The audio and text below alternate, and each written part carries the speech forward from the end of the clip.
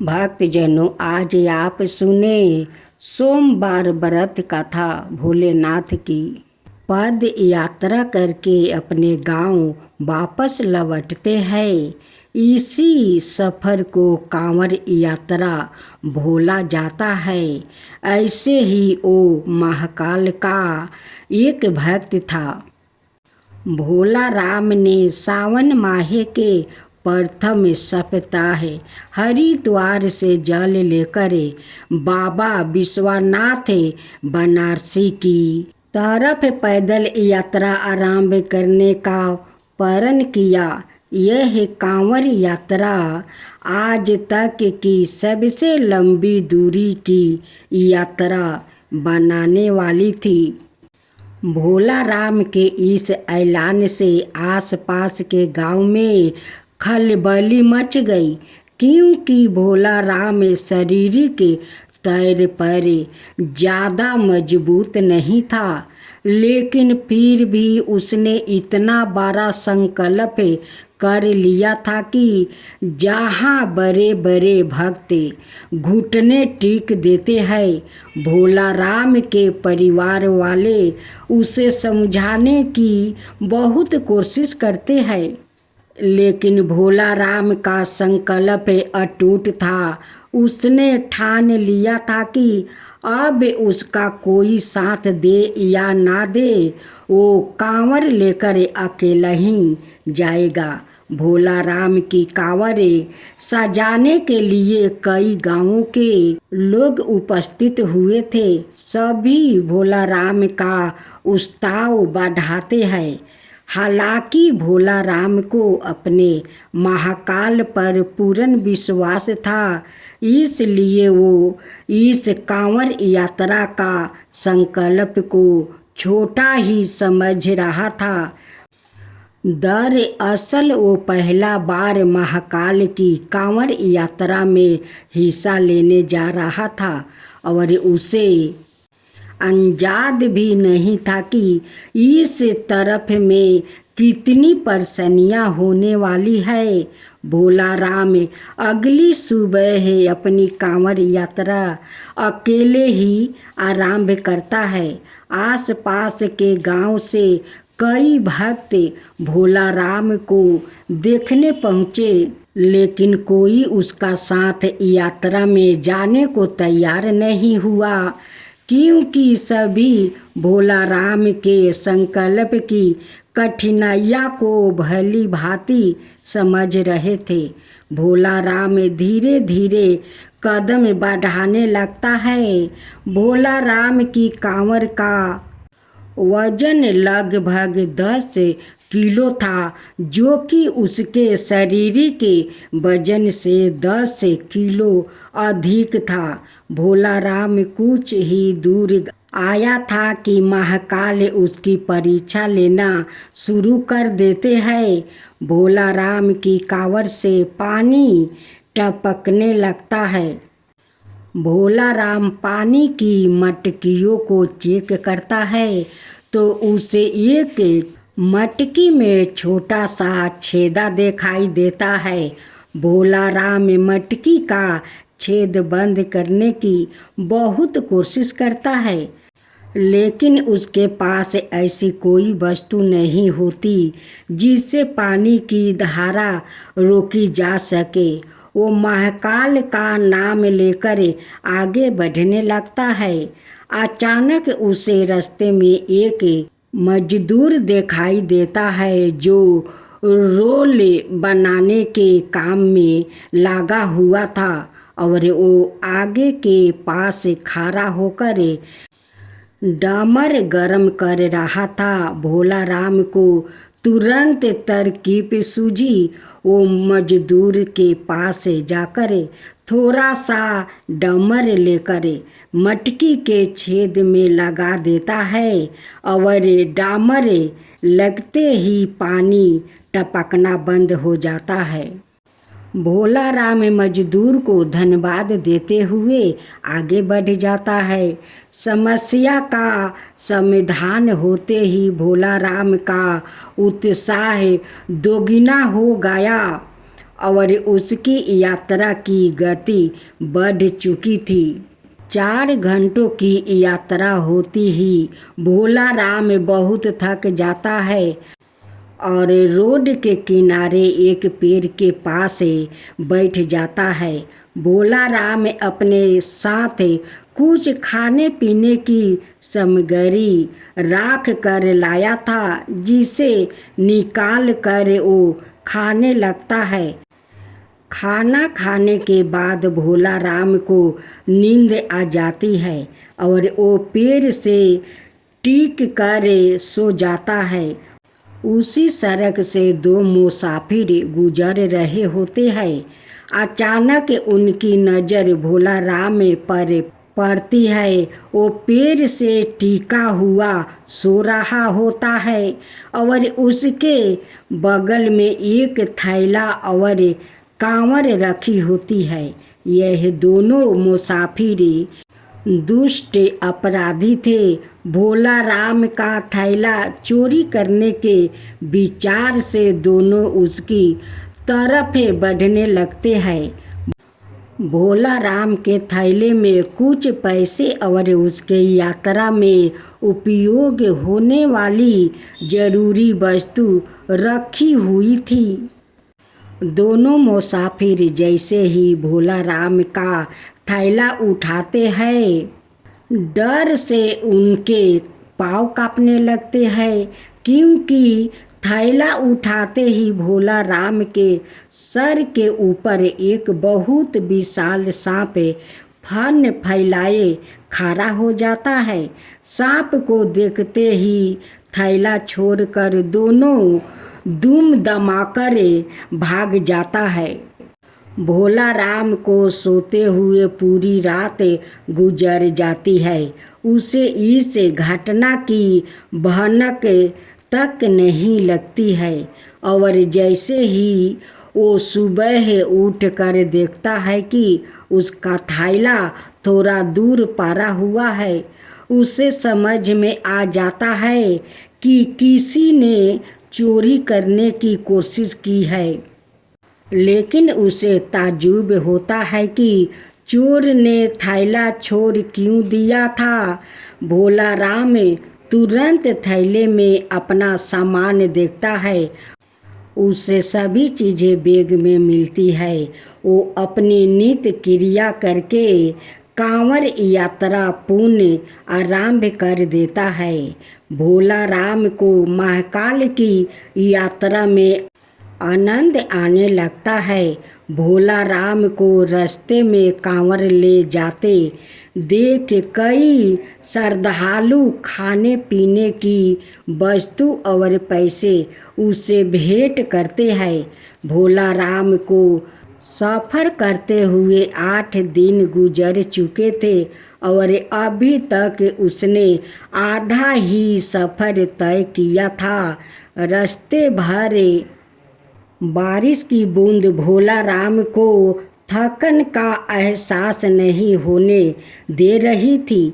अभी तक तो भोला राम को सफ़र में किसी खास परेशानी का सामना नहीं करना पड़ रहा था, लेकिन अब उलझन बढ़ने वाली थी, क्योंकि बारिश तेज होने लगी थी।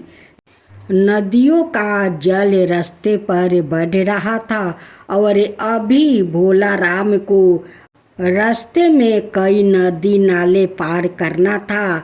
भोला राम शारीरिक दुबल जरूर था, लेकिन उसके हौसले बुलंद होता है। महाकाल की भक्ति ने उसे ऐसा साहस दिया था कि वो अपनी कांवर यात्रा को बिना रोके आगे बढ़ता जा रहा था। अचानक भोला राम को लोग की भीड़ दिखाई पड़ती है।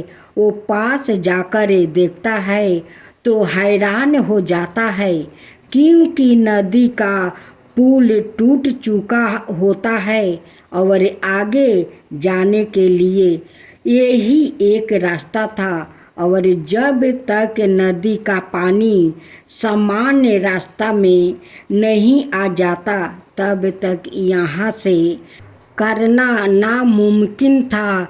भोला राम कांवर लेकर सड़क पर ही बैठ जाता है और पानी नीचे उतरने का इंतज़ार करने लगता है।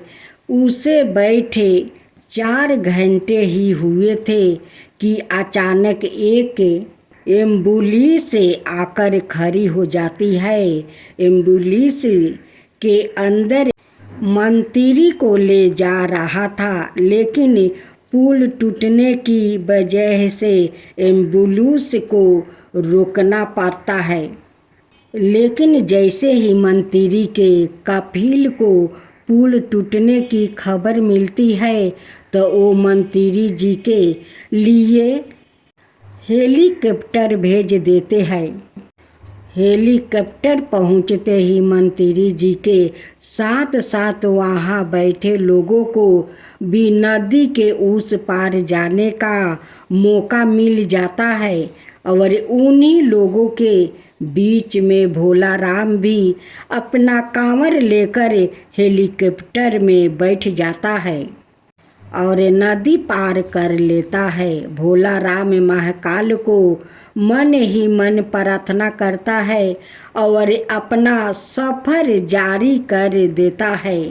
कुछ दूर आगे आने के बाद भोला राम को एक गांव के किनारे पहाड़ी के ऊपर छोटा सा मंदिर दिखाई देता है। भोला राम को अचानक उस मंदिर में जाने का विचार आता है।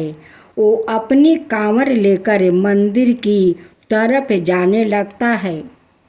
मंदिर थोड़ा ऊंचाई पर था, उसे ऊपर चढ़ने में परेशानी हो रही थी, लेकिन भोला राम पेड़ की शाखाएं पकड़कर मंदिर के द्वार तक पहुंच जाता है और अपनी कांवर को मंदिर के बाहर रख कर अंदर प्रवेश कर जाता है।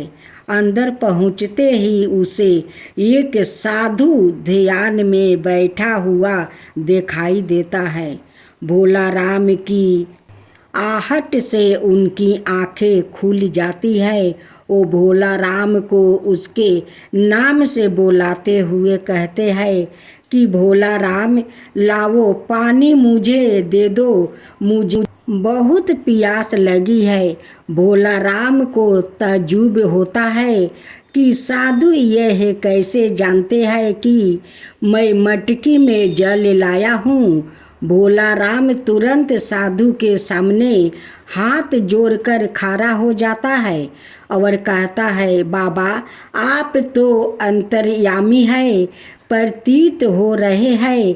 आप तो सब जानते हैं कि मैं कांवर के लिए पवित्र जल ले जा रहा हूँ, जिसे मैं अपने महाकाल को अर्पित करूँगा, और अगर मैंने यह आपको दे दिया तो मेरे पास वहाँ ले जाने के लिए कुछ नहीं बचेगा।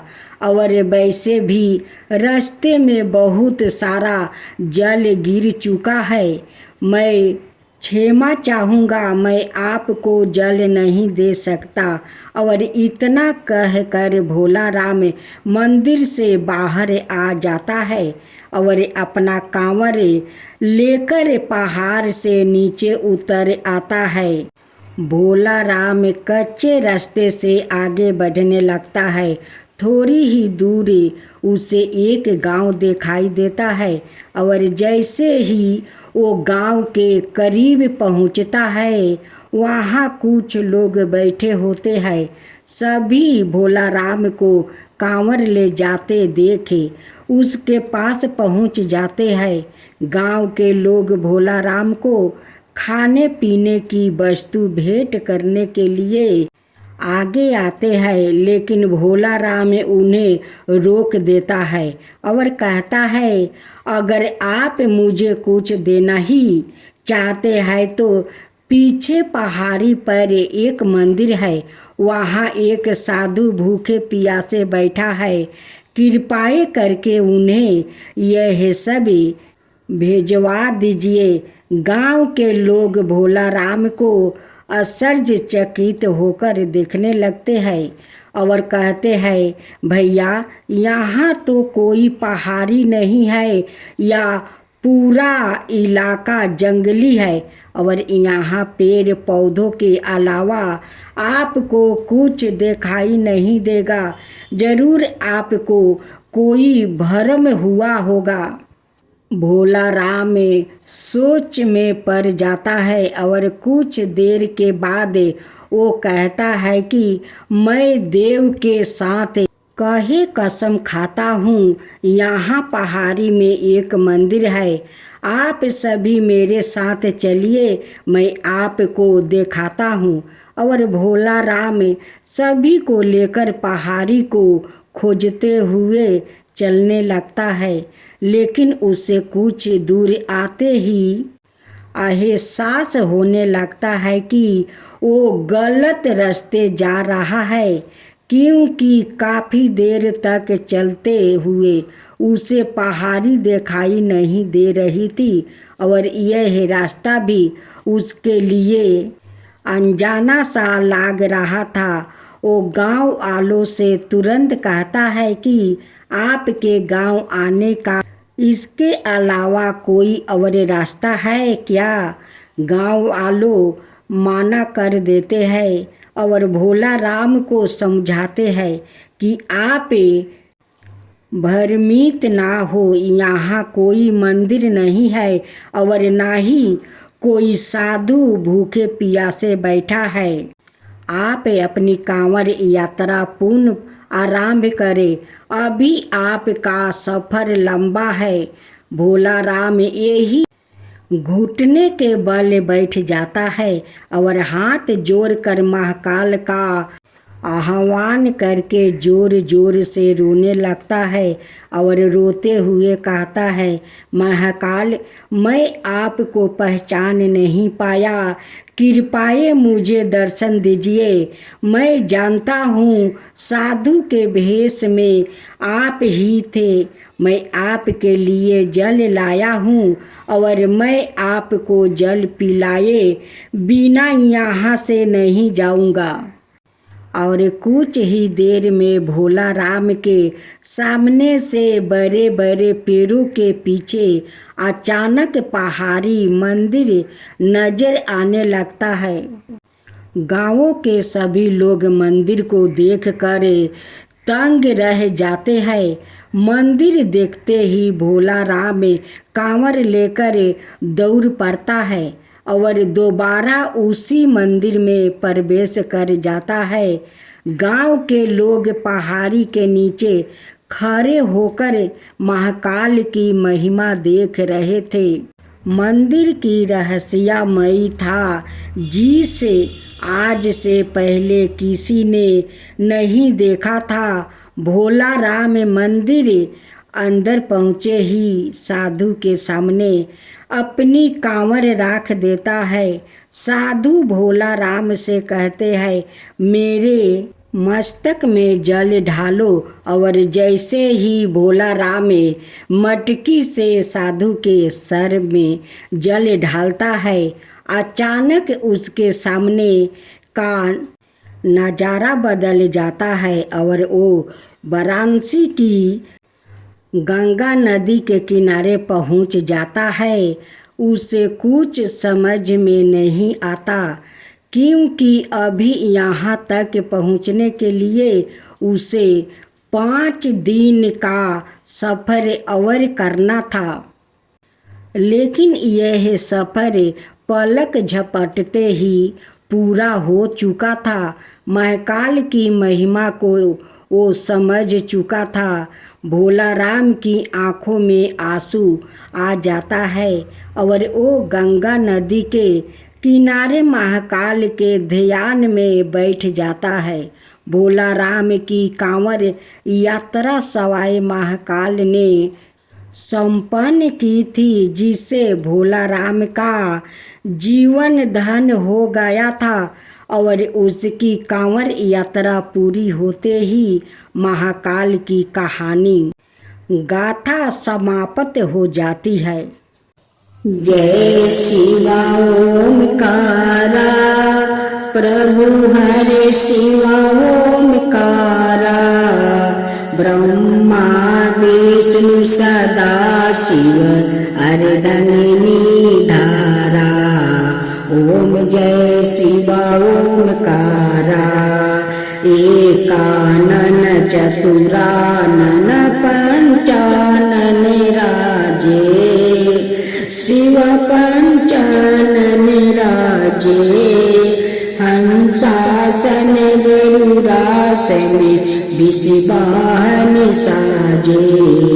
ओम जय शिवा ओमकारा दो भुज चार चतुर भुज दस भुज अति सोहे तीनों रूप निरखता त्रिभुवन जनि मोहे।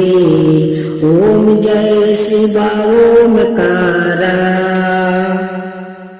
अक्षर माला बने माला मंगी माला तारी चंदन मृग मद सोहे बोले सुभिकारी।